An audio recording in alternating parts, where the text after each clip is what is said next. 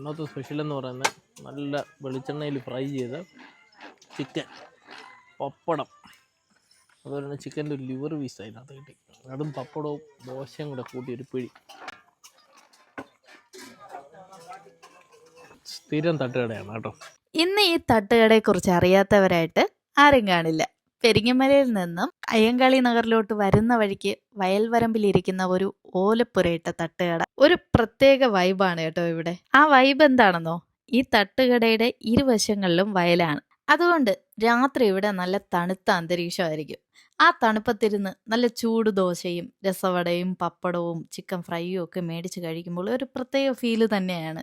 ഇന്ന് കണ്ണൻ്റെ തട്ടുകട എന്ന് പറഞ്ഞാലേ എല്ലാവർക്കും അറിയാം. ആദ്യം ഒരു കുഞ്ഞു തട്ടുകടയായിരുന്നേ, ഇപ്പൊ കുറച്ചുകൂടെ വലുതാക്കിയിട്ടുണ്ട്. തുടങ്ങിയ സമയത്ത് ദോശയും ചിക്കൻ ബ്രെഡും മാത്രമായിരുന്നു.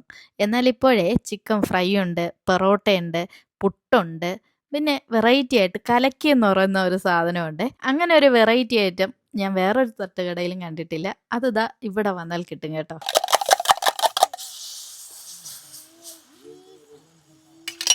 ഈ ഒരു ഐറ്റം മതിയേ നമുക്ക് വയറ് നിറയാൻ.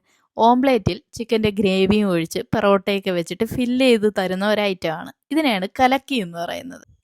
എന്തായാലും ഒരു ടേസ്റ്റ് ഉള്ള ഐറ്റം തന്നെയാണ് കേട്ടോ. ഞങ്ങൾ ഇടയ്ക്കൊക്കെ വന്ന് കഴിക്കുന്ന ഒരു സ്പോട്ടാണ്. കാരണം എൻ്റെ വീടിൻ്റെ അടുത്താണ് ഈ കട വരുന്നത്. അതുകൊണ്ട് നമുക്ക് വേഗത്തിൽ ചെന്ന് കഴിക്കാനും നല്ല ടേസ്റ്റി ഫുഡ് കിട്ടുന്ന ഒരു തട്ടുകടയാണ് നമ്മുടെ കണ്ണൻ്റെ തട്ടുകട.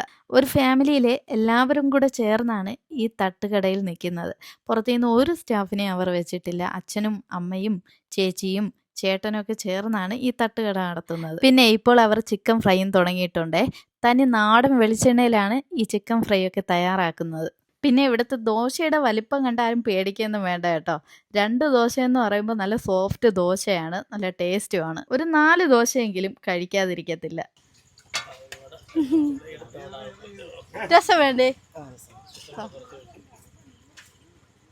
ഞാൻ കുറച്ചു നേരം ഇനി ഇവിടെ നിന്ന് സെർവ് ചെയ്യാം.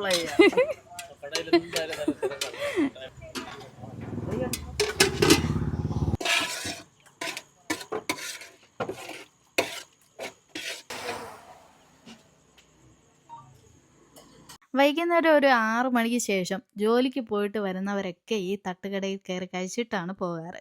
ഇത് പ്രത്യേകിച്ചും ഈ വയൽക്കരയിലെ വൈബൊക്കെ ഒന്ന് കാണുമ്പോൾ ആരായാലും ഈ കടയുടെ ഫ്രണ്ടിൽ ഒന്ന് നിർത്തിപ്പോകും കേട്ടോ. ഇങ്ങനെ ഓലപ്പുരയൊക്കെ ഇട്ട് കടകളൊക്കെ നമുക്കിപ്പോൾ സിനിമയിലൂടെ കാണാൻ സാധിക്കുകയുള്ളൂ കേട്ടോ. ഇവിടെ വന്നു കഴിഞ്ഞാൽ ആ വൈബൊക്കെ നമുക്ക് നേരിട്ട് കാണാം. ഒരു പ്രത്യേക ഭംഗി തന്നെയാണ് ഈ തട്ടുകടയ്ക്ക്.